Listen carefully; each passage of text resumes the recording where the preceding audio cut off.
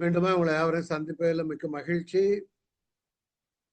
இந்த நாள்ல நம்ம ரோமர் 15 அதிகாரங்களை பார்த்து 15ஆம் அதிகாரம் 25வது வசனத்துல நின்று கொண்டிருக்கிறோம்.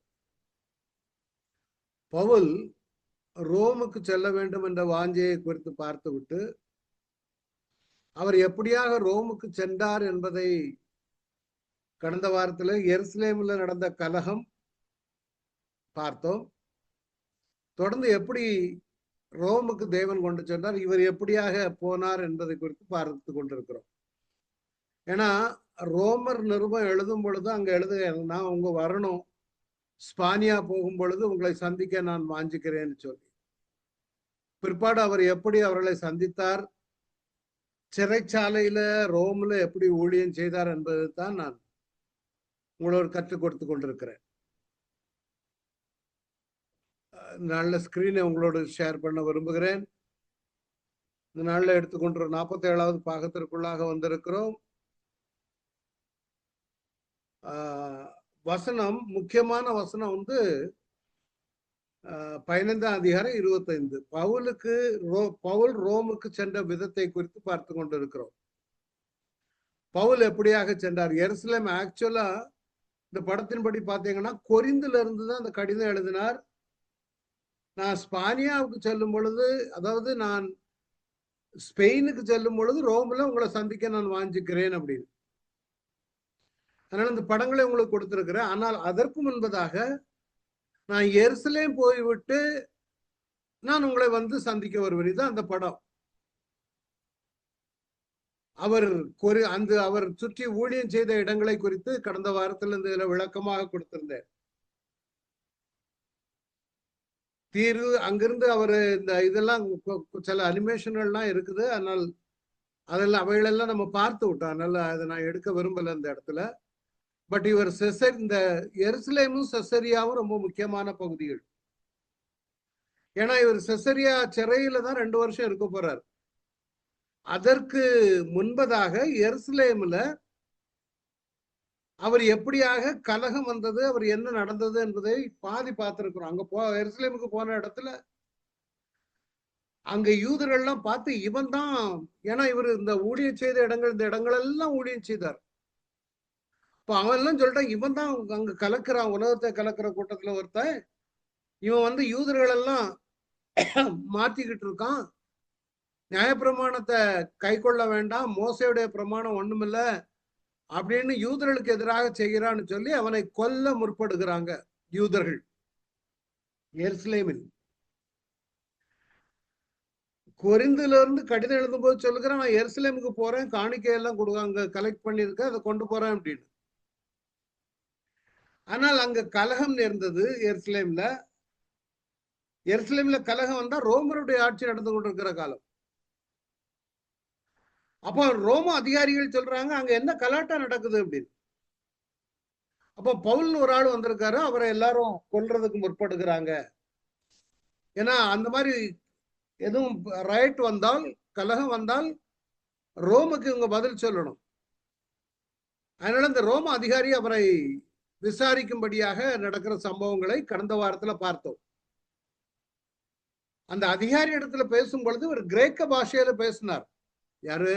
பவுல். அப்பொழுது உனக்கு கிரேக்க பாஷை தெரியுமா? அதுலதான் நம்ம கொண்டு நிறுத்தணும். இதனுடைய அடிப்படை வசனம் அப்போஸ்தலர் 15ஆம் அதிகாரம் 25வது வசனம். இப்பொழுதோ பரிசுத்தவான்களுக்கு தனியா எடுத்து போட்டிருக்கு. இப்பொழுதோ பரிசுத்தவான்களுக்கு உதவி செய்யும் காரியமாக நான் எருசலேமுக்கு பிரயாணம் எத்தனமா இருக்கிறேன். யாருக்கு எழுதுகிறார்? ரோமர்களுக்கு எழுதுகிறார். எப்போ எழுதுகிறார்? கொரிந்து பட்டணத்திலிருந்து எழுது. 3 பயணங்கள். 3ஆம் பயணத்தில் இந்த இருக்குது. இந்த 1, 2, 3 பயணங்கள் இந்த இடங்களில் எல்லாம் ஒரு ஊழியம் செய்தாச்சு. இவரை மாதிரி யாரும் உலகத்துல இந்த அளவுக்கு ஊழியம் செய்திருக்க மாட்டாங்க. அந்த நாட்கள்ல இந்த அளவுக்கு டிரான்ஸ்போர்டேஷன் வசதிகள் கிடையாது. ஆனால் இந்த இடங்களில் உள்ள யூதர்கள் எல்லாம் எருசலேம்ல கூடி இருக்கும் பொழுது அந்த கலாட்டா நடக்குது. இவர் எபேசில் தீர்வுக்கு வந்தார். இந்த படம் அங்க இருக்கு பாருங்க. இதான் எபேசு, முக்கியமான பட்டணம். இந்த எபேசு பட்டணத்துலதான் அக்கில்லா பிரிஸ்கில்லா எல்லாம் ஊழியம் செய்தாங்க. 2 வருஷம் பவுல் அங்க ஊழியம் செய்தார். அப்புறம் அங்கிருந்து தீருவுக்கு வந்த பொழுது தீருவில் உள்ள ஜனங்கள் எல்லாம் இவரை பார்த்து சென்ட் ஆஃப் எல்லாம் நடத்தினாங்க. செசரியாவுக்கு வந்தாங்க. அங்க ஒரு பிலிப் என்ப ஒரு சீஷன் இருந்தா, அவனுக்கு 4 தீர்க்க தரிசிகள், 4 பெண்கள், அவருடைய பெண் குழந்தைகள், அதெல்லாம் பார்த்தோம். எருசலேமுக்கு போக வேண்டாம், அகப்புன்னு ஒரு தீர்க்க தரிசி வந்து சொன்னான். அவர் சொன்னார், ஆண்டவராய் இயேசு கிறிஸ்துக்கு என் ஜீவனை கொடுப்பதற்கு நான் ஆயத்தமா இருக்கிறேன்னு சொல்லி அவர் எருசலேமுக்கு சென்றார். எருசலேமுக்கு சென்று அங்கதான் அவரை கலட்டம் நடக்கும் பொழுது அவரை பவுலை கோட்டைக்குள்ள கொண்டு போறாங்க. சேனாதிபதி என்ன, நான் உடனே ஒரு வார்த்தை பேசலாமா?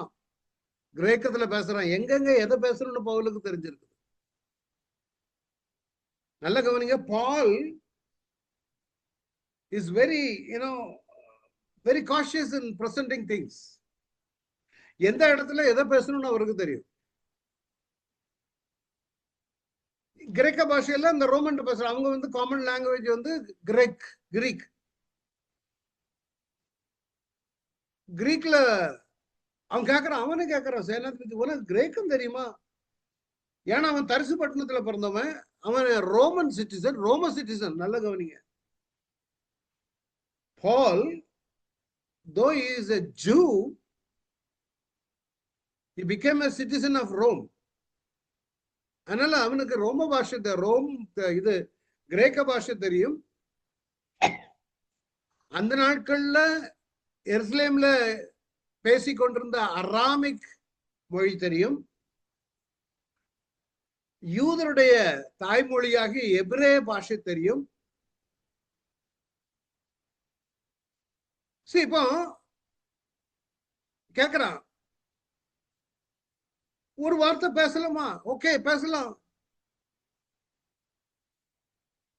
அவனை படிகள ஜனம் பயங்கர திரண்டு பின் பொருங்க, இவனை அகற்றும் கிரமாக்கு. நீங்க 21ஆம் அதிகாரத்துல வாச தெரியும்.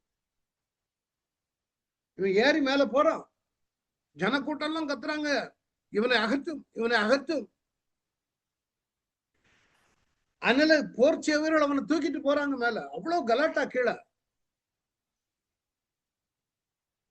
அப்பதான் கேட்கிறான், தூக்கிட்டு போகும்போது உடனே ஒரு வார்த்தை பேசலாமா?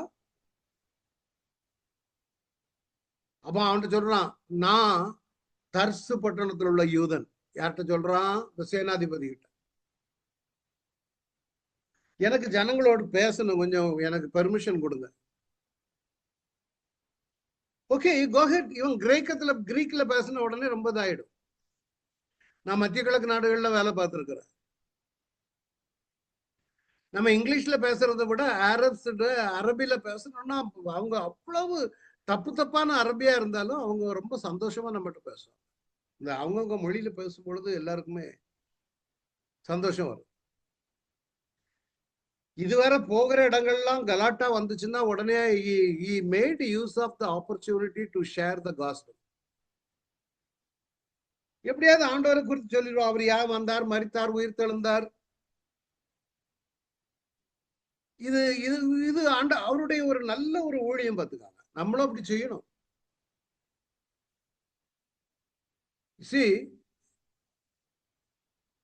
அந்த சேனாதிபதி சொல்லிட்டான் உத்தரவான போது, இவன் படிகளின் மேல் ஏறி நின்று இப்படி கையை அமர்த்துறான், காட்டுறான். நீங்க அந்த 37 தான் போட்டிருக்கிற, 37ஆம் வசனம்.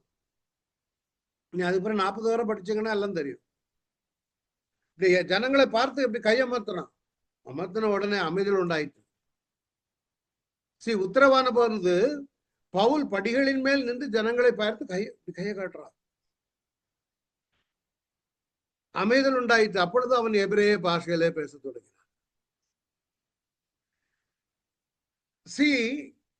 22ஆம் அதிகாரத்துல 2ஆம் வசனம் சொல்லுகிறது, அவன் எபிரேய பாஷையில தங்களுடைய பேசுகிறதை அவர்கள் கேட்ட பொழுது அதிக அமைதலா இருந்தார்கள்.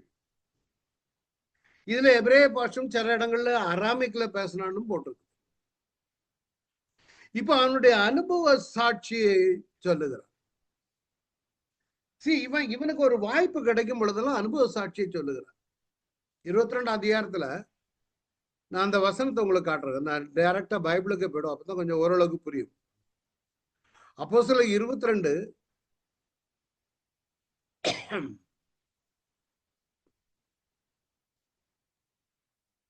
ஒரு நிமிஷம்.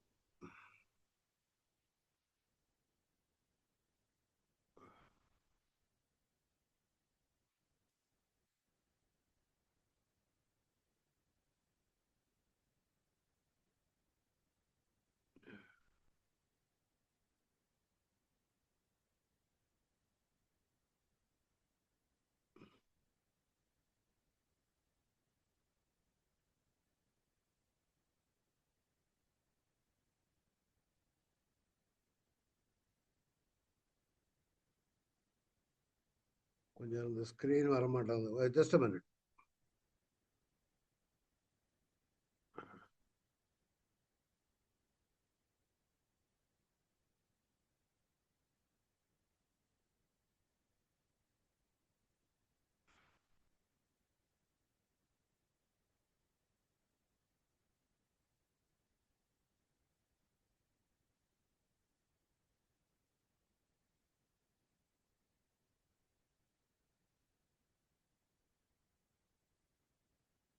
அப்போஸ்தலர் 22 பாருங்க.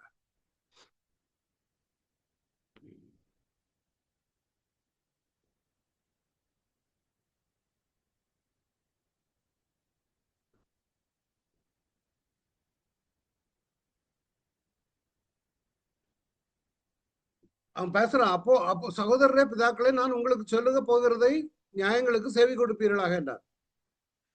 அவன் எபிரேய பாஷையில பேசப்பட்டது, அதிக அமைதியா இருந்தார்கள். திருப்பி அவனுக்கு இன்ட்ரோடியூஸ் பண்றான். நான் யூதன், சிசிலியா நாட்டில் உள்ளவன், தர்சன் பட்டணத்துல பிறந்தவன், இந்த மார்க்கத்தாரையும் புருஷரையும் ஸ்திரீகளையும் கட்டி சிறைச்சாலையிலே மரண பரியந்தம் துன்பப்படுத்தினேன். அவன் செய்த நம்புகள் இயேசு எப்படி சந்தித்தார், நான் தரையிலே விழுந்தேன். சோ அதனால இவன் அந்த தரையில விழுந்தேனுங்கிற அந்த பழைய சம்பவங்களை இவருக்கு எடுத்து சொல்லுகிறார். நடந்தது, இயேசு வந்தார், என்னை சந்தித்தார், அப்பொழுது ஒரு ஒளி வந்தது, அதெல்லாம் சொல்லுகிறான் 22ஆம் அதிகாரத்துல. அப்ப நான் தரையில விழுந்தேன். கரெக்ட் சந்தர்ப்பம் கிடைக்கும் போதெல்லாம், அப்பொழுது சவுலே சவுலே நீ என்ன ஏன் துன்பப்படுத்துறான் என்னுடைய சொல்லுகிற சத்தத்தை கேட்ட யாருக்கு சொல்லுகிறான்? யூதர்களுக்கு. நீர் யார் என்றேன், அவர் துன்பப்படுத்துகிற நசரேயனாகிய இயேசு நானே என்றார். ஒரு காரியம் உங்களுக்கு சொல்லித்தர, நாமும் சந்தர்ப்பம் கிடைக்கும் பொழுதெல்லாம், நான் முன்னாடி கூட உங்களோட ஷேர் பண்ணியிருக்கேன், சிறைச்சாலைக்கு போன அபுதாபில எனக்கு தெரிந்த ஒரு நண்பர் ஊழியம் செய்தார்னு சொல்லி சிறைச்சாலையில போட்டிருந்தாங்க. அதுவும் single cell confinement, rigorous punishment. Single செல்ல வந்து டெரரிஸ்ட் தான் போடுவாங்க. அவரை நான் பார்க்க போயிருக்கேன். So the jail authorities ஒரு டெரரிஸ்ட பார்க்க இவன் வந்திருக்கான்னு சொல்லி என்ன உள்ள கூட்டு போயிட்டாங்க. I was all the way inside the main. அந்த ஆபீசர் பெரிய ஹால், அங்கெல்லாம் ஆபீஸ்னா சின்ன ரூமா இருக்காது, பெரிய ஹால் மாதிரி இருக்கும், பெரிய ஹால். அதுல உட்கார்ந்துருக்காரு, பெரிய சுத்தி 2 பக்கமும் சோஃபா, அதுல ஃபுல் ஆபீசர்ஸ், பெரிய officers. And the young man, he was the officer, big officer, happened to be நல்ல இங்கிலீஷ்ல பேச முடியாது. Why do you want to see the prisoner? Who are you? Why do you want to see this prisoner? நான் சொன்னேன், he is not a criminal, sir, he is a holy man. What? புரியல. He couldn't understand me. Sir, he is a holy man. He is a born Hindu. He accepted Jesus as his savior. Then he had a zeal to, share the gospel to everyone. And unfortunately, he went to the hospital. He prayed for someone. I told him about Jesus Christ. And that became an issue. So they informed the police, the particular person, and accused him of spreading gospel. Hence he is put in the prison. Oh, I see. I didn't know that. And he is a poor man, sir. He is a mason. He cannot, even with, he cannot afford to travel to Sharjah, Dubai, but still he will take money and go to Sharjah, Dubai and share gospel to everyone. Such a zeal he had, sir. I don't know from where I got the, the power in me. The wisdom also. I told about he used to go and tell people that Jesus died and give up all the drinking habit, and that they were really, he changed a lot of people. உடனே immediately அவர் என்ன செய்தார் தெரியுமா? நான் எல்லாம் சொன்னேன், இது சந்தர்ப்பத்தை பயன்படுத்தி அவரு இவர் அங்க போய் எல்லாருக்கும் சொல்லி ஆண்டவர் ரட்சிக்கப்பட சொல்லுவாருன்னு உடனே அவன் ஒரு பேப்பர்ல எழுதி கொடுத்துட்டான், நோ ப்ராப்ளம், அலோஹிம். அப்புறம் நான் ஜெயில போய் பார்த்தேன், எதுக்கு சொல்ல வர்றேன்? அன்னைக்கு கேட்டது ஒரு ஆபீசர், நான் கொடுத்த பதில கேட்டவர்கள் ஒரு 10 பேராது இருப்பாங்க. இத மாதிரி சந்தர்ப்பங்கள் வரும்போது இது மாதிரி நிறைய நான் சொல்ல முடியும். But out of all that, this is the best place where I shared my witness. அப்ப அதே மாதிரி பவுலுக்கு இங்க ஒரு வாய்ப்பு கிடைச்சிச்சு, ஸ்டேஜ் கிடைச்சிச்சு மாடியில. ஏன்னா மேல போன உடனே அப்புறம் மேல இருந்து கையை கட்டுறாரு, எல்லாம் அமருங்க, அவங்க அமைதியா இருங்க, அதுவும் அவங்க மொழியில பேசுறாரு. இந்தியாவில இப்படியான காஸ்பல் இல்ல போகாதனாலதான் நிறைய இடங்கள்ல இன்னும் அடைஞ்சு கிடக்குது. சாட்சியா இல்லாதனால நம்முடைய சுவிசேஷம் பரவ முடியாத இடங்கள்ல இருக்குது. எல்லாரும் பாட்டு பாடி டான்ஸ் ஆடிக்கிட்டு இருக்கிறதுனால சுவிசேஷம் செல்ல வேண்டிய இடங்கள்ல சொல்ல முடியல. அன்றாட லைஃப்ல நம்ம பவுல் பாருங்க, அவருக்கு தெரியும் எருசலேம்ல போனா அடி இருக்குது, இது இருக்கு, கட்டுகள் இருக்கு, உபத்திரவங்கள் இருக்குன்னு. ஆனாலும் போயிட்டாரு. ஏன்னா ஆண்டவர் அழைத்தவர் அவருக்கு வாய்ப்புகளை கொடுப்பார், உங்களுக்கும் கொடுப்பார், எனக்கும் கொடுப்பார். பவுல் ஒரு இயேசு சொல்லுகிறான், நீ துன்பப்படுத்துகிற இயேசு நானே, இயேசு சொல்லுகிறார். அப்போ பவுல் பழைய சம்பவத்தை நரேட் பண்றான். அப்பொழுது நான், ஆண்டவரே நான் என்ன செய்ய வேண்டும்? அதற்கு நீ எழுந்து தமஸ்குவுக்கு போ, நீ செய்யும்படி நியமிக்கப்பட்டதெல்லாம் அங்கே உனக்கு சொல்லப்படும் என்றார். ஆமா, இங்க நானும் உங்களை போல வைராக்கியமுடவனாதான் இருந்தேன். இந்த மார்க்கத்தாரைய புருஷரையும் ஸ்திரீகளையும் கட்டி சிறைச்சாலையில ஒப்புவித்து மரண பரியந்த நான் துன்பப்படுத்தினேன். யாரு? பவுல். நானும் மோசமா தான் இருந்தேன். உங்களை மாதிரி அவங்களெல்லாம் துன்பப்படுத்தின கிறிஸ்தவங்களை. அதுக்கு பிரதான ஆசாரியர்கிட்ட இருந்து நான் கடிதம் வாங்கிட்டு போனேன். அவங்களே சொல்லுவாங்க, அதாங்க சொல்றான். அங்கிருந்து நான் நெருமகளை தமஸ்குல உள்ளவர்களுக்கு வாங்கிட்டு போனேன், பவுல் சொல்லுகிறார்.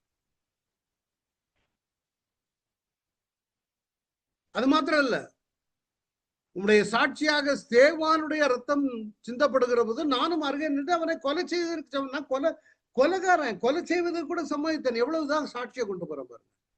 இது நான் எதுக்கு இதை எடுத்து கொண்டு வர்றேன்னா, நிறைய சம்பவங்கள் இதுல இருக்குது.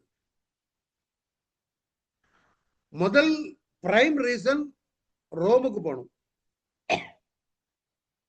ரெண்டாவது, எந்தெந்த இடத்துல அவனுடைய பழைய வாழ்க்கையும் புதிய வாழ்க்கையும் கம்பேர் பண்ணி கொண்டுகிட்டு இருக்குது, கம்பேர் பண்றத பாக்க. இதுதான், இப்படிதான் நம்ம ஷேர் பண்ண வேண்டிய காஸ்பல்.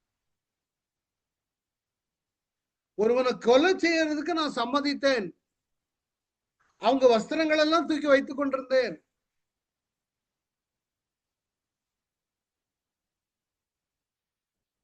அப்ப ஆண்டவர்கிட்ட அவன் சொல்றான், இப்படியெல்லாம் நான் செய்தேனே, இந்த ஜனங்களும் அறிந்திருக்கிறார்களே. ஆண்டவர் சொல்றாரு, நீ போ, நான் உன்னை தூரமாய் புறஜாதியோட இடத்துக்கு அனுப்புவேன். இத கேட்ட உடனே, ஏன்னா அங்க எருசலேமுக்கு வந்திருக்கிற எல்லா யூதர்களும் மத்திய கிழக்கு நாடுகளை சுற்றி உள்ள யூதர்கள், பண்டிகை கொண்டாட வந்திருக்காங்க. நான் இப்ப படத்துல காட்டின பாருங்க, அங்க உள்ள இதுவரைக்கும் நல்லா இருந்துச்சு. இத கேட்ட உடனே இந்த வார்த்தை வரைக்கும் அவனுக்கு செவி கொடுத்தார்கள். உடனே இவனை கொல்லுங்கடா, பூமியில விட்டு அகற்றும், இவன் உயிரோடு இருக்கிறது நியாயம் அல்ல. ஏன்னா இவனை இயேசுதான் கடவுள்னு கொல்லுவாரான். அவனுக்கு அப்படி இல்லை, யெகோவாவாகி மாத்திரமே தேவன். இவன் தேவதூஷணம் சொல்லுகிறான். யூதர்கள் அப்படித்தான் ஒரு ஜீல். அதனாலதானே இயேசுவுக்கு வந்தாங்க. பிரதான கட்டளை கொலை செய்யாது இருப்பாயாக. தேவனுடைய குமாரனே கொலை செய்தவர்கள் அவர்கள். நிறைய பேர் அதை யோசிக்கிறது. அது கொலை செய்தது யாரு? பிரதான ஆசாரியர், பரிசேயர், சதுசேயர் எல்லாரும் சேர்ந்தாக அவரை கொலை பண்ணாங்க. ஸ்தேவான கல்லறிஞ்சு கொண்டாங்க. உடனே இவங்க கல்ல தூக்கிடுவாங்க. பழைய ஏற்பாட்டுல சொல்லியிருக்கு அப்படின்னு. ஆனா இவருடைய போதனை அப்படி இல்லை. ஒரு கண்ணத்தை அடித்தா மறுகணத்தை காட்டுங்க. யூதருடைய மனநிலைமையை பாருங்க. எருசலேம்ல இவ்விதமா அவர்கள் கூக்குலிட்டு தங்கள் மேல் வஸ்திரங்களை எரிந்து, இந்த பத்திரிகைகள் அங்க கூட இது நடக்கும். கலட்டா வந்துச்சுன்னா துணியை தூக்கி எறிவானுங்க, அதை தூக்கி எறிவானுங்க. இந்த சினிமாக்காரனுக்கு அப்படி அண்மையில ஒரு கூத்து பார்த்தோம்ல, தங்கள் வஸ்திரங்களை எரிந்து விட்டு ஆகாயத்துல புழுதியை தூற்றி கொண்டிருக்கிறான், கொல்லு இவனை. அப்ப சேனாதிபதி சொல்றான், இவனை பயங்கர சத்தம், என்ன ஆச்சு அவனுக்கு தெரியல. சேனாதிபதிக்கு என்ன காரணம்னு தெரியல. ஏன்னா அவன் ரோமன். அவன் சேனாதிபதி என்ன சொல்றான், சரி அவனை விசாரிப்பேன், அவனை கோட்டைக்குள்ள கொண்டு வா. கோட்டைக்குள் கொண்டு வரும்படி கட்டளையிட்டு இப்படி கூக்குரல முகாந்திரத்தை அறியும்படிக்கு அவனை சவுக்கால் அடித்து விசாரிக்க சொல்றான். டேய், அந்த சோல்ஜர்ஸ் சொல்றான், அவனுக்கு 4 சாட்டா அடி கொடுங்கடா, கொடுத்து அவனை விசாரிங்க. எதுக்கு உனக்கு எதிராக இந்த ஜனங்கள் எல்லாம் இவ்வளவு கலட்டா போட்டுறாங்க? அவனை கொண்டு உள்ளுக்கு கோட்டைன்னா அவங்க ரோமனுக்கு கோட்டைகள் இருக்கு. அப்போ இது உங்களுக்கு கதையா சொல்லித்தார. அந்த சம்பவங்களை மறக்க கூடாது. நீங்க அப்போஸ்தலர் நடவடிக்கைகள்ல போய் வாசிங்க. பயங்கர கலாட்டா. அவன் சொல்லிட்டான், அவனை கட்டி உள்ளுக்கு எடுங்கடா, 4 அடி கொடுத்தாதான் அவனுக்கு உண்மை வெளியே வரும். நம்ம ஊர்ல அடி கொடுத்து பொய்யையும் உண்மையாக்கிடுவான். ஆனா இவனை உள்ளுக்கு கொண்டு போயாச்சு. அந்தபடி அவர்கள் அவனை வாரினால் அழுந்த கட்டும் போது கட்டுறாங்க. அந்த 100க்கு அதிபதிய செஞ்சூரியன் அவனை பார்த்து கேட்கிறான், நான் ரோமனும் நியாயம் விசாரிக்கப்படவனுமா இருக்கிற மனுஷனை அடிக்கிறது உங்களுக்கு நியாயமா? அவன் கேட்கிறான். ஒரு ரோமன், அவன் ரோமன், நான் ஒரு ரோமன். ரோமர்களை நியாயம் விசாரிக்காம எந்த தண்டனையும் கொடுக்க கூடாது, ரோம சட்டம். ரோமனை தொடக்கூடாது யாரும் ஈஸியா, பெர்மிஷன் இல்லாம. ஹெட் குவார்டர்ஸ்ல இருந்து கேட்பானுங்க, அவனை எப்படி நீ தொட்டேன்னு. அந்த அளவுக்கு பவர்ஃபுல் ரோம சிட்டிசன்னா, he is so powerful. அப்ப இவனை பிடிச்சு கட்டின உடனே அவன் சரியான இடம். அங்க கேட்டான், கிரேக்கத்துல பேசினான். இங்க அடுத்தால சொன்னா எபிரே பாஷையில பேசினான். இப்ப அவனை பிடிச்சு அடிக்கும் பொழுது சொல்றான், நான் ரோமனை நீ விசாரிக்காம அடிக்கிறது உங்களுக்கு நியாயமா இருந்தா? அப்போ சேனாதிபதி கேக்குறான், நீ ரோமனா? அப்போ சில 22-28 இருக்குது. நீ அதை நான் அந்த வசனத்துக்கு கொண்டு போற, அப்ப உங்களுக்கு கொஞ்சம் புரியும். இல்ல, ஒரு நிமிஷம்.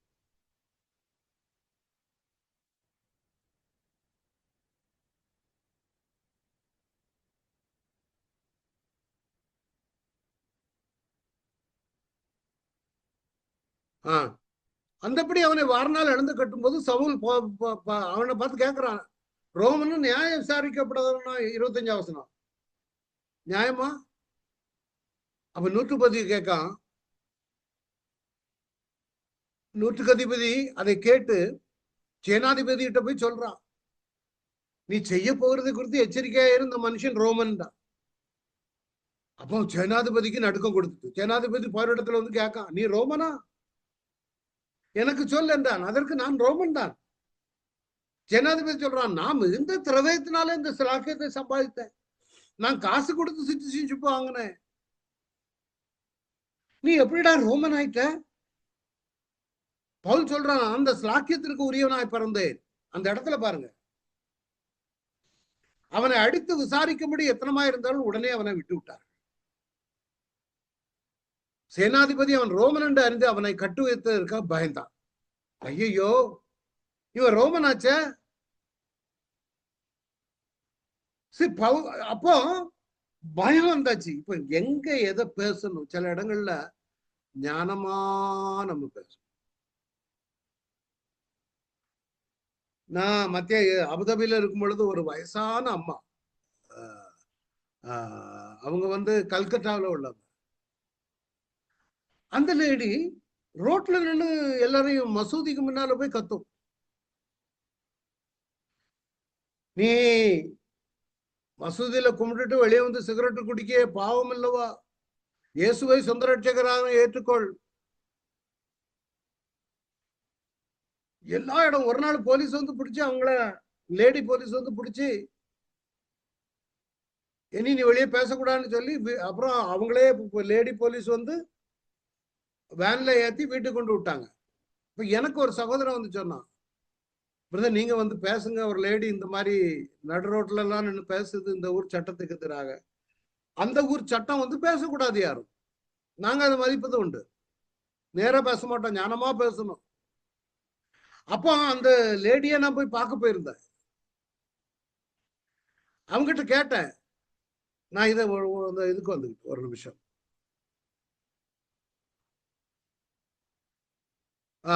இது வாசிடுவோம். பவுலின் மேல் இதனால ஏற்படுத்த குற்றம் என்னது நிச்சயமா அறிய விரும்பி மறுநாள்ல அவனை கட்டவிழ்த்து பிரதான ஆசாரியரும் ஆலோசனை சங்கத்தார் அனைவரையும் கூடுவோர்படி கட்டவிட்டு அவனை கூட்டி கொண்டு போய் அவர்களுக்கு முன்பாக நிறுத்தினான். இதுங்க நம்ம கதைக்கு வருவோம். இப்போ என்ன ஆகி போச்சு, இந்த லேடிட்ட நான் போய் கேட்டேன், ஏமா அந்த மாதிரி நீங்க பண்றீங்க அப்படின்னு. அவங்க சொன்னாங்க, God told me to share the gospel. என் மகனுக்கு கால் எடுக்கிற மாதிரி இருந்து ஜபத்துல 1 மாசம் நாங்க ஜெபம் பண்ணோம், வீட்டை விட்டு வெளியே வரவே இல்லை. என் மகன் சரியாயிட்டான், அதனால நாங்க ஜெபம் பண்ணோம். நான் சொன்னேன், வேண்டாமா, போலீஸ் சட்டம் இருக்குது, இங்க பண்ணக்கூடாது அப்படின்னு. ஆனா அந்த அம்மாவுக்கு என்னன்னா, நான் செய்வேன் அப்படின்னு. பிறகு நானும் பேசாம வந்துட்டேன். பிறகு கொஞ்ச நாளைக்கு பிறகு மகன்கிட்ட கூப்பிட்டேன்.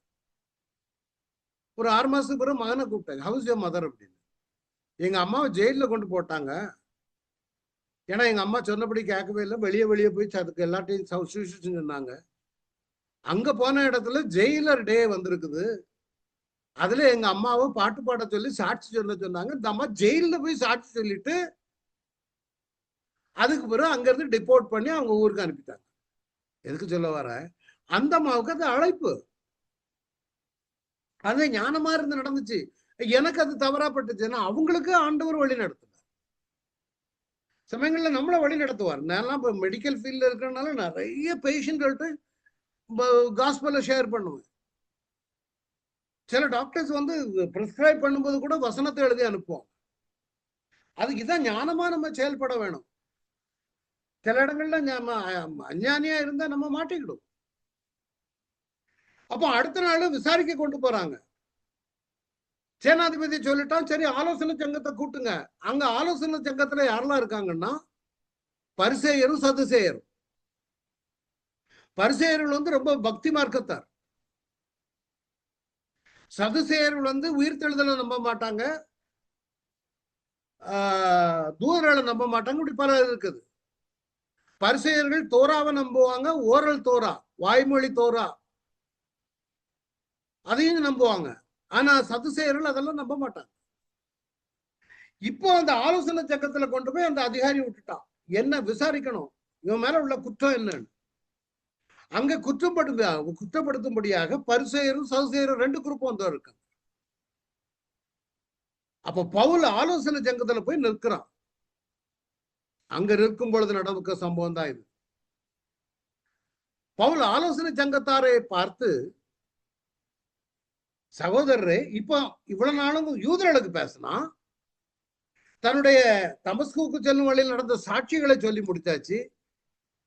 இப்போ எக்ஸ்க்ளூசிவ்லி அந்த சங்கத்தாரில் உள்ள தலைவர்களுக்கு ஷேர் பண்றாங்க.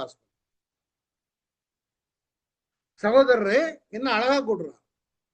இந்நாள் வரைக்கும் எல்லா விஷயங்களையும் நான் நல்மனசாட்சியோட தேவனுக்கு முன்பாக நடந்து வந்தேன்னு சொன்னேன்.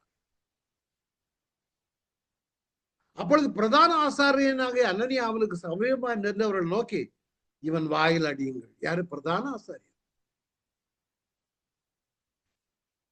ஆனா பேச வேண்டிய இடத்துல அட்டான்னு இவரும் பதிலுக்கு அடிக்காரு. பவுல் அவனை பார்த்து, வெள்ளை அடிக்கப்பட்ட சுவரே, தேவன் உன்னை, நீ என் கன்னத்திலே அடிக்க சொல்ற, என் வாயிலே அடிக்க சொல்ற, தேவன் உன்னை அடிப்பார். நியாய பிரமாணத்தின்படி என்னை விசாரிக்கிறவராய் உட்கார்ந்து இருக்கிற நீர் நியாய பிரமாணத்துக்கு விரோதமா என்ன அடிக்க சொல்லலாமா? ஏன் நீ ஒரு பிரதான ஆசாரியன்பா. ஜனங்களுக்கும் தேவனுக்கும் மத்தியில் உள்ள மத்தியஸ்தன்.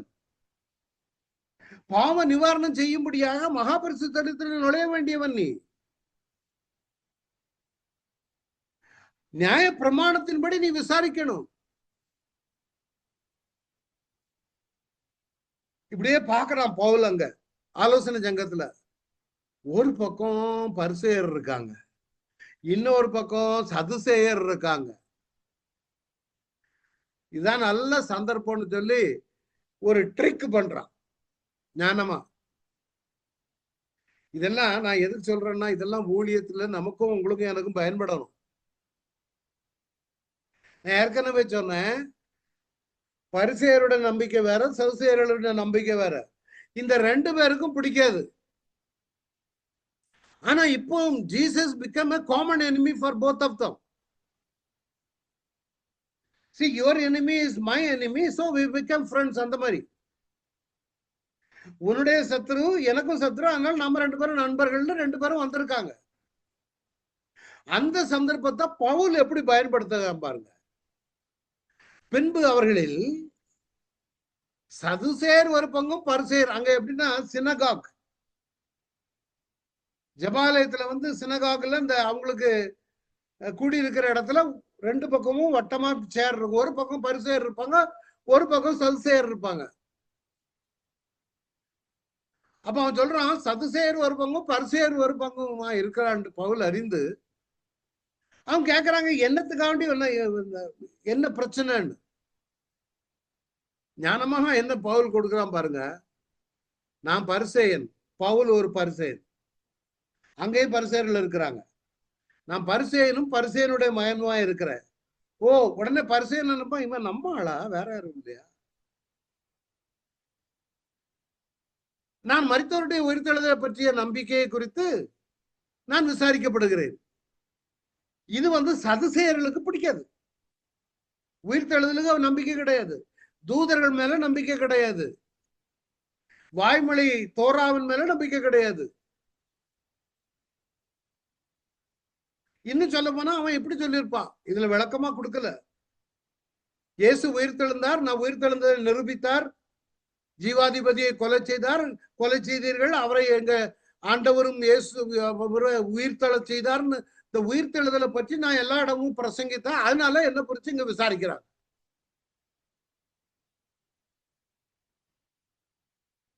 இத கேட்ட உடனே சதுசேயர்கள் பரிசேயர்களுக்கு விரோதமாக கத்த ஆரம்பிச்சுட்டாங்க.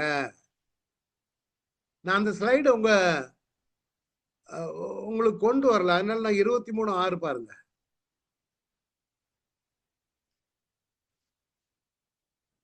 (23:6) பிறகு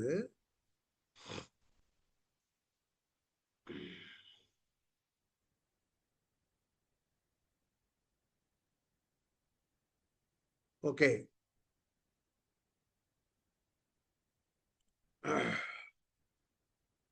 இப்படி அவன் சொல்றான், உயிர்த்தெழுந்த நம்பிக்கை குறித்து நான் நியாயம் விசாரிக்கப்படுகிறேன் என்று ஆலோசனை சட்டம் சொன்னான். அவன் எப்படி சொன்ன போது பரிசேயருக்கும் சதுசேயருக்கும் வாக்குவாதம் உண்டாயிற்று. கூட்டம் இரண்டாக பிரிந்தது. என்னத்தினால் என்றால், சதுசேயர் உயிர்த்தெழுதல் இல்லை என்றும் தேவதூதனும் ஆவியும் இல்லை என்று சொல்லுகிறார்கள். பரிசேயரோ ரெண்டும் ஒன்றென்று ஒப்புக்கொள்ளுகிறார்கள். இங்க ரெண்டு பேரும் இவன் பவுல் சந்தர்ப்பத்தை எப்படி பயன்படுத்துகிறோம்.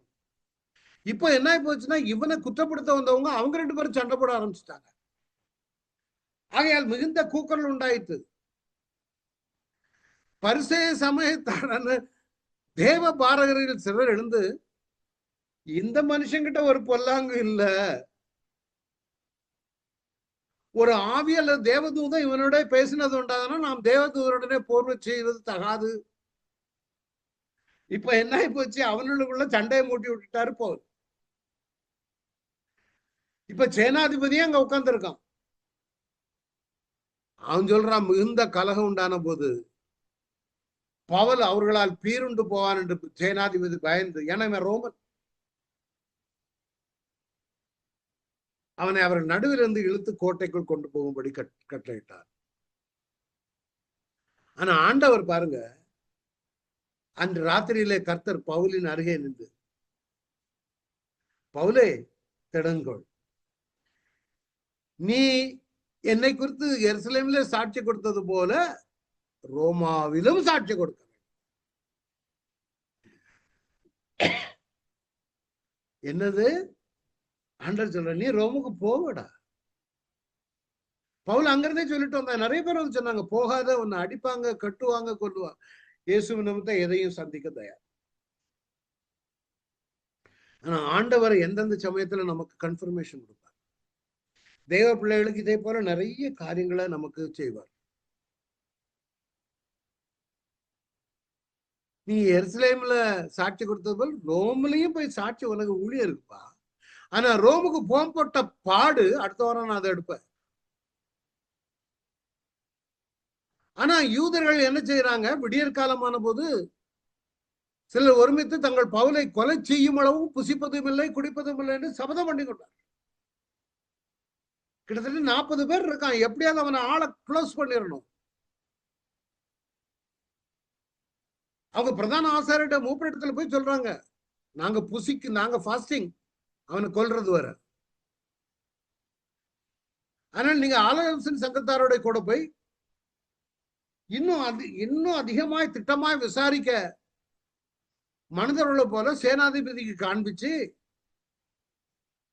அவனை திருப்பியும் கூட கூட்டிட்டு வாங்க. வர்ற வழியில ஆளை நாங்க க்ளோஸ் பண்ணிடுறோம். இந்த கான்வர்சேஷனை யாரு கேட்டா? பவுலுடைய சகோதரியின் குமாரன் கேள்விப்பட்டு பவுலுக்கு அறிவித்தார். இந்த சங்கதிகள் எல்லாம்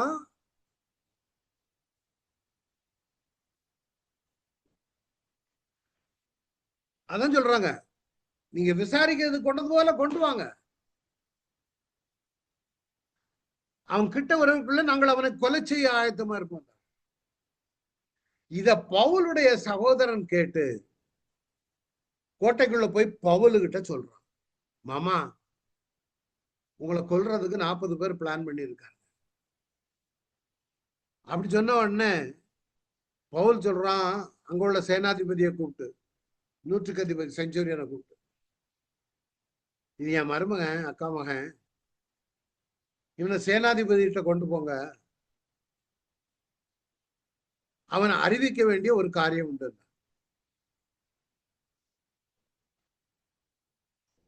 அவன் 100க்கு அதிபதிகள் 2 பேரை அழைத்து அவன் கூப்பிட்டு சொல்றான்.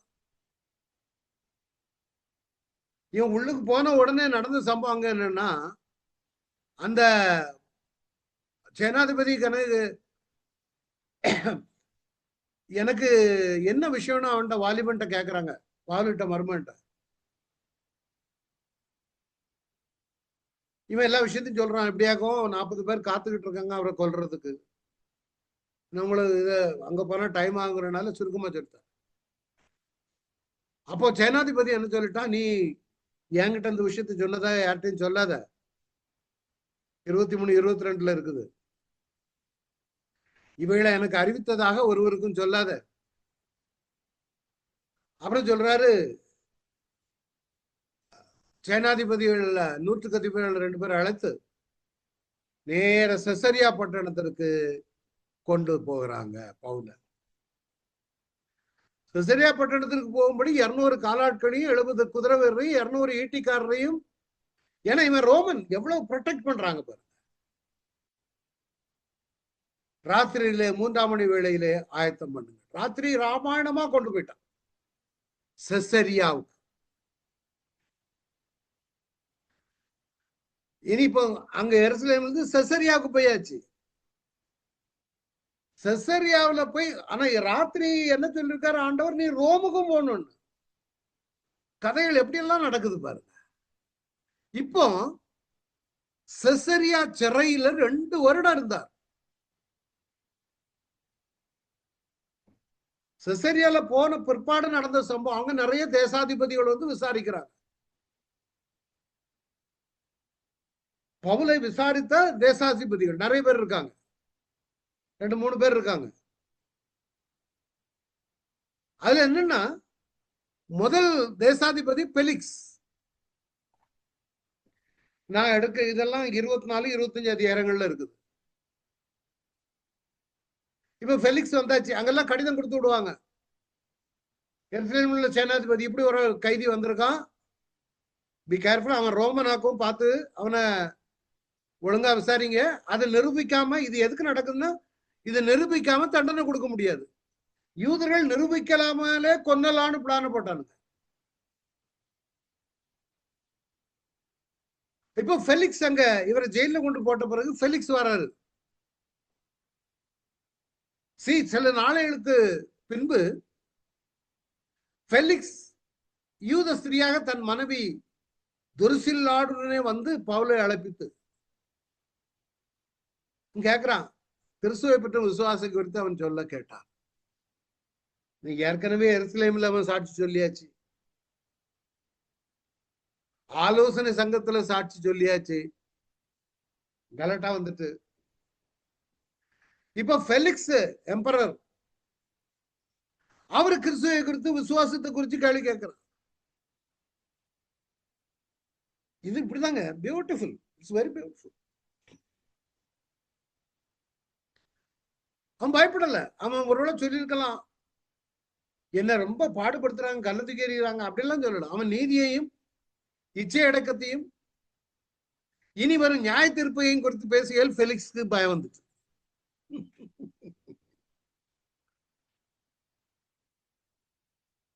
என்ன பாருங்க.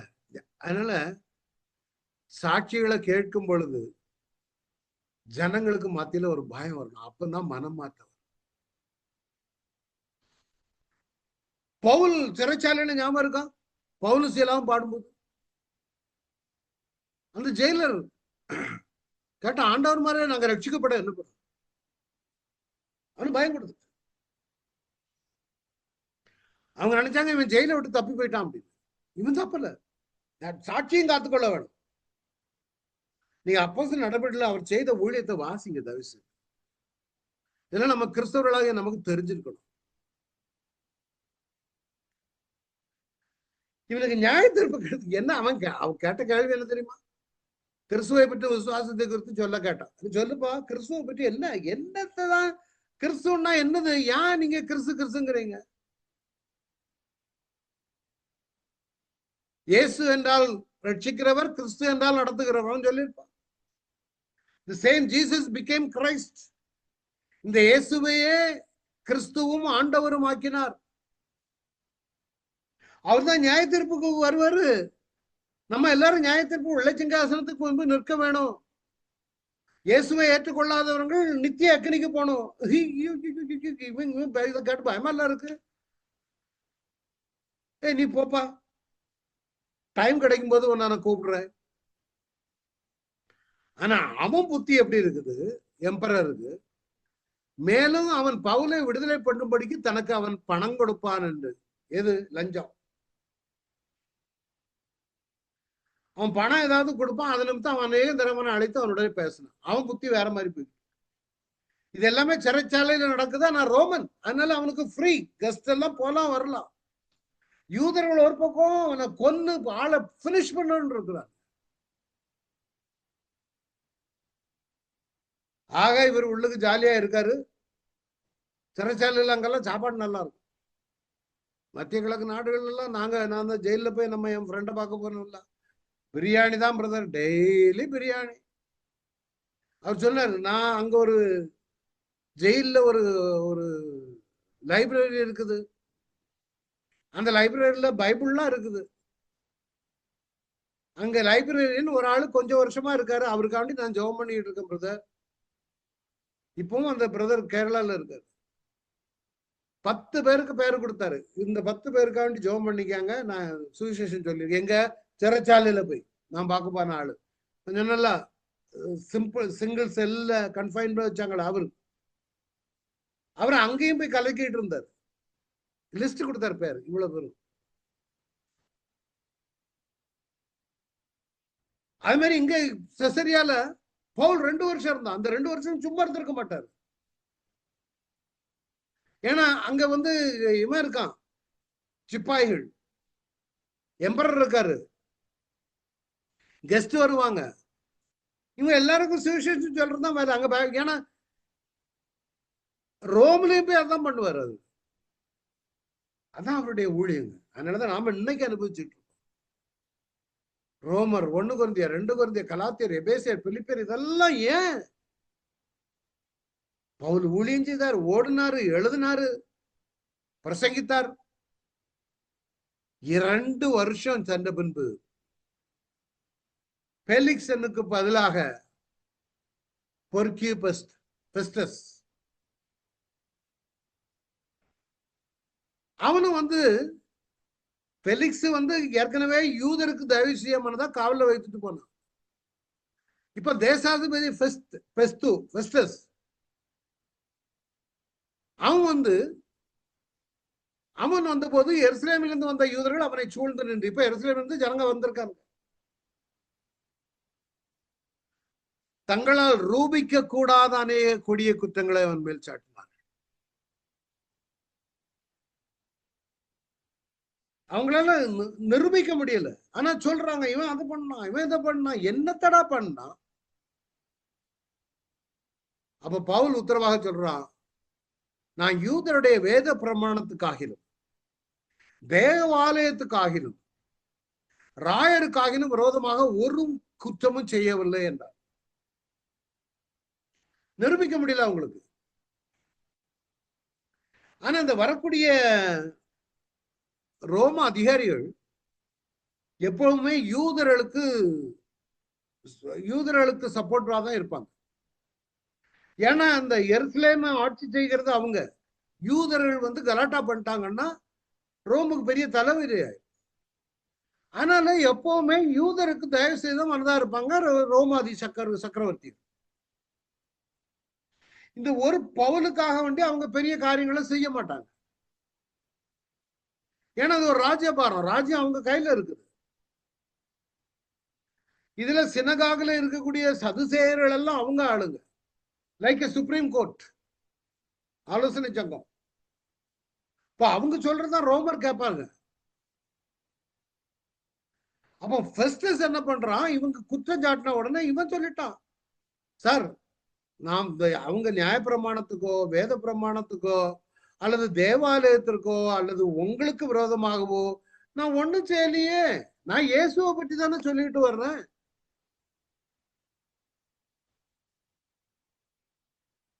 அப்போ ஃபெஸ்டஸ் என்ன சொல்றாரு, அப்பொழுது பெஸ்து யூதருக்கு தயவு செய்ய மனதா பவுல்கிட்ட சொல்றாரு, நீ எருசலேமுக்கு போய் திருப்பி செசரியாலேயே இருக்காரு, இந்த காரியங்களை குறித்து எனக்கு முன்பாக நியாயம் விசாரிக்கப்பட உனக்கு சம்மதியா என்றார். இப்ப எதுக்கு திருப்பி எருசலேம் கொண்டு போறாங்க, அங்க யூதர்கள் காத்துக்கிட்டு இருக்காங்க இவரை கொல்றதுக்கு. இந்த சந்தர்ப்பத்தை பயன்படுத்தி எப்படியாவது அவனை எருசலேமுக்கு வர வச்சு ஆளை க்ளோஸ் பண்ணிடணும் அப்படின்னு. பவுல் பேசுறான் பாருங்க அடுத்தால, அதான் பிரம்மன் ட்ரெமெண்டஸ். நான் அநியாயம் செய்து மரணத்துக்கு பாத்திரமானது ஏதாவது நடப்பித்தது உண்டானால் நான் சாகாதபடிக்கு மனு கேட்க மாட்டேன் சொல்லிட்டேன். நான் அப்படி ஒண்ணும் நான் தப்பு செய்யல, மரணத்துக்கு எதுவான தண்டனை எனக்கு கிடையாது. திருப்பி ஞாபகத்துக்காக ரோமன், இவன் சொல்றதை கேட்டுதான் ஆகணும். இவர்கள் என்மேல் சாட்டுகிற குற்றங்கள் முற்றிலும் அபத்தமானால், யார்கிட்ட சொல்றான், சக்கரவர்த்தி இவன்கிட்ட ஃபெஸ்டஸ்ட சொல்றான், அவர்களுக்கு தயம் பண்ண பிறகு ஒருவரும் என்னை அவர்கள் கை நீரே அவங்க கையில என்ன ஒப்பு கொடுக்க முடியாது, ராயருக்கு அபயம் எடுங்க, ராயர்கிட்ட போங்க, அங்க போங்க, வா ராயர்கிட்ட போவோம். ராயன்னா யாரு? அவன் தான் ரோம்ல பெரிய சக்கரவர்த்தி. இவன் ராயனுக்கு அபயம் விட்டதும் அவனுக்கு கை காலெல்லாம் நடுக்கம் கொடுத்து.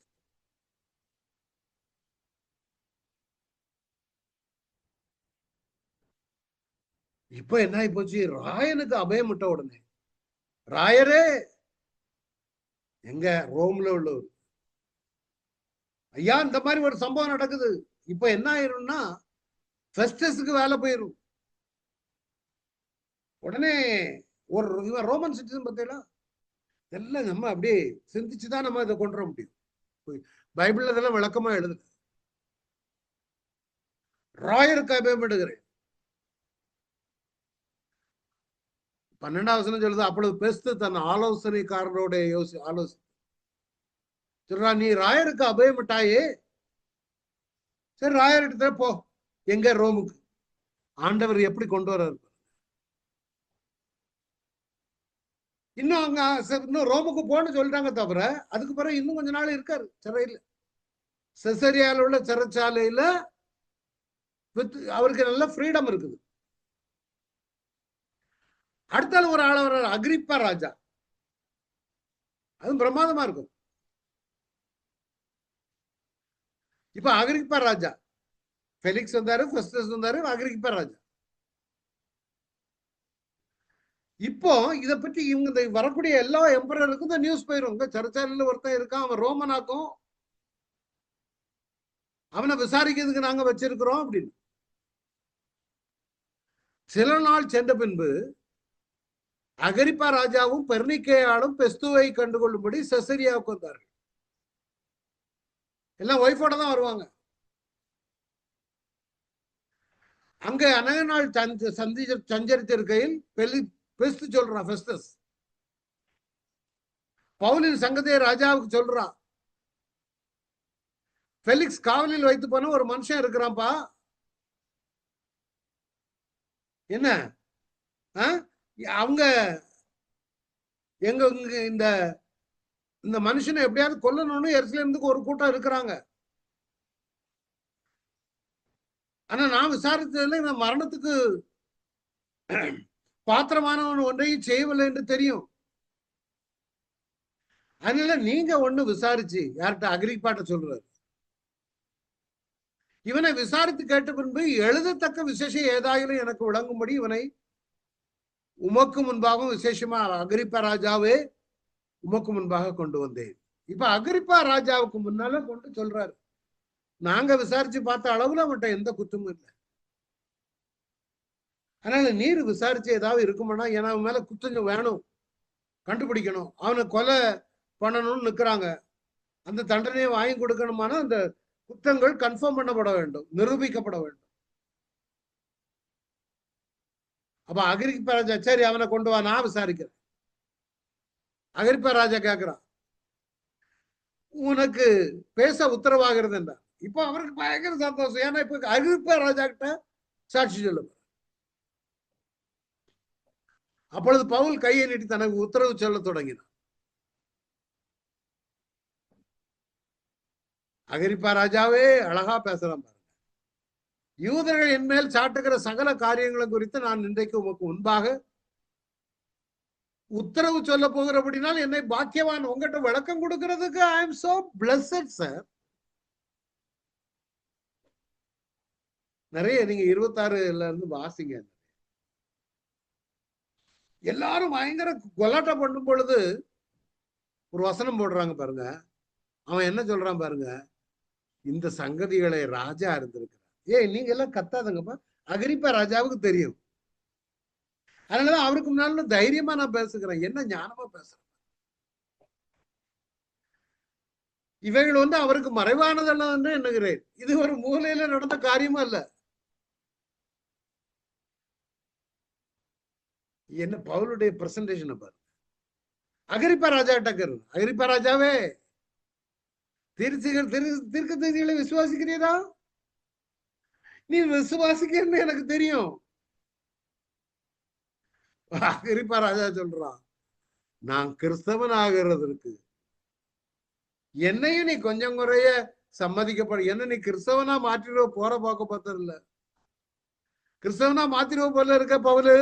அகிரிப்பா ராஜா பவுல் என்ன சொன்ன தெரியுமா? நீர் மாத்திரம் அல்ல,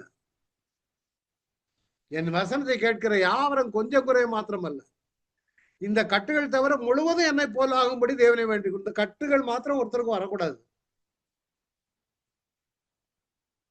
அதனால எல்லாரும் முடியும் ரட்சிக்கப்படணுங்கிறத என் வாஞ்சே அப்படின்ட்டான். அகிரிப்பா ராஜா சொல்றான் ஃபெஸ்டஸ் கிட்ட. சரி, அகிரிப்பா பெஸ்து கிட்ட சொல்றான், இந்த மனுஷன் ராயனுக்கு அபயமிடாது இருந்தானால இவனை விடுதலை பண்ணலாம். இவன்கிட்ட ஒரு குத்தமும் இல்ல, ஆனா இவன் ராயனுக்கு அபயம் விட்டுட்டான். வேற வழியில் அங்க அனுப்பிதான் ஆகணும், இல்லைன்னா நம்ம விடுதலை பண்ணிருக்கலாம். குத்தமே இல்லை, இவனை குத்தப்படுத்த முடியல. அதான் ஆண்டவர் செய்யச்சு. அதனால ரோமுக்கு பவுலை கைதியாக அனுப்புகிறார். பவுல் ரோமுக்கு கைதியா போற இங்க இருந்து கப்பல்ல. இந்த சம்பவங்களை எப்படி இங்க எருசலேம்ல இருந்து இந்த செசரியா சிறையில இருந்து, இங்கதான் மெலித்தா தீவு இருக்குது, கப்பல் உடைஞ்சி அங்க பாம்பு கடிச்சு எப்படி போனாருங்கிறது அடுத்த வாரம் பார்க்க போறோம். எருசலேம் to Rome travel from Jerusalem to Rome, எப்படி எருசலேமை போய் சேர்ந்தார். அதான் நம்ம கடந்த வாரத்துல அடுத்த வாரத்துல நாம் பார்க்க போறோம். நம்ம மேல விழுந்த கடமை இதுதான். சந்தர்ப்பம் கிடைக்கும் பொழுதெல்லாம் ஆண்டவரை குறித்து சொல்ல வேண்டும். உலகத்துல வேற ஒண்ணும் கிடையாதுங்க, வேற ஒண்ணும் நம்ம கொண்டு போறது இல்லை, எல்லாரும் போயிரும். ஆனா நாம சம்பாதிக்கிற ஆத்துமாக்கள் தான் மெயின். நம்ம செய்கிற வாழ்ந்த வாழ்க்கை தான் முக்கியம். நம்முடைய குடும்பங்களை தேவனுக்கு நேராக நடத்த வேண்டும். நம்முடைய பிள்ளைகளுடைய பிள்ளைகளை தேவனுக்கு நேராக நடத்த வேண்டும். செல்லும் இடங்கள்ல சாட்சியாக இருக்க வேண்டும். அநேகர் ஆண்டவரை அறிய எல்லாம் தேர் பெரிஷிங் தான். அது இந்திய தேசத்துல இப்படியான ஒரு எழுப்புதல் வர வேண்டும். பவுலை போல ஜபிக்கலாமா? எல்லாரும் கூட எல்லாரும் சேர்ந்து ஜபிக்க போகிறோம். 2 நிமிஷம் தான். எல்லாரும் ஜபத்தோடு, ஆண்டவரே நாங்களும் எப்படியாவது சுவிசேஷத்தை சொல்லி உண்மை குறித்து சொல்ல வேண்டும். அகிரிப்பா ராஜாட்ட பேசினார், பெஸ்து கிட்ட பேசினாரு, ஃபெலிக்ஸ் கிட்ட பேசினாரு, ஆலோசனை சங்கத்துல பேசினாரு, தேசாதிபதி கிட்ட பேசினாரு, எருசலேம் ஜனங்கள்கிட்ட பேசினாரு, மத்திய தரைகளை கடலை சுற்றியுள்ள நாடுகள்ல பேசினாரு, ஜெபாலயங்கள்ல பேசினாரு, சிறைச்சாலைகள்ல பேசினாரு. நாங்களும் அப்படியாக ஆண்டவரை எங்களை ஒப்பு கொடுக்கிறோம். எல்லாரும் சொல்லுங்க, ஆண்டவர்கிட்ட நாங்களும் ஆண்டவரே எப்படியாவது உண்மை குறித்து சொல்ல வேணும், எங்களை எடுத்து பயன்படுத்துங்க. வந்த ஒவ்வொருவரையும் ஆசீர்வதிங்க. தங்களுடைய நேரத்தை பாராதபடி வந்திருக்கிறாங்க, இவர்களுக்கு தக்கதான ஆசீர்வாதம் ஆண்டவரை அந்த எழுப்புதலும் காணப்பட வேண்டும். I bless all of them in the name of Jesus. உடைய கரங்களில் முத்து ஒப்பு கொடுக்கிறோம். ஆளுகை செய்யுங்க. அன்பை இயேசுவின் மூலம் பிதாவே, ஆமென். என் ஆத்மாவே கர்த்தரை ஸ்தோத்திரி, என் முழு உள்ளமே பரிசுத்த நாமத்தை ஸ்தோத்திரி, என் ஆத்மாவே கர்த்தரை ஸ்தோத்திரி, கர்த்தர் செய்த சகல உபகாரங்களையும் மறவாதே. ஆமென். Thank you all for coming.